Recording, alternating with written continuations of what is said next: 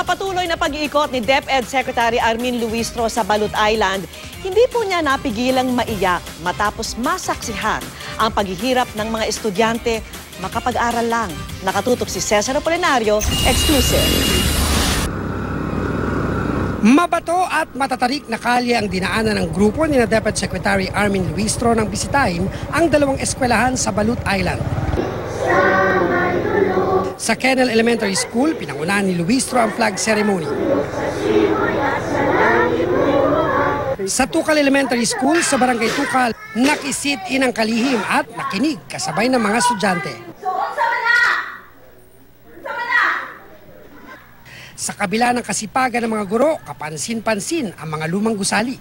Ang sirang classroom na ito ay ginawang stage para magamit sa mga programa. Mabuti na lang at may itinatayong mga bagong classroom. Mismong si Luistro aminadong may ilan pang kailangang ayusin, bagaman nai-report na raw niyang marami ng pagbabago sa halos lahat ng eskwelahan sa bansa. Sa kalagitnaan ng interview, kapansin-pansing nangingilid na ang luha ni Luistro. So, iyak ko kayo. Ramdam po, ramdam. Ayaw ko na, naiyak ako. Iyak din kami.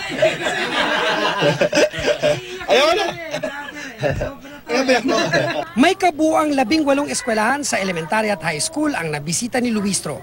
Dadalhin daw niya ang mga imahe ng paghihirap at kasiyahang nakita niya sa mga guro at estudyante.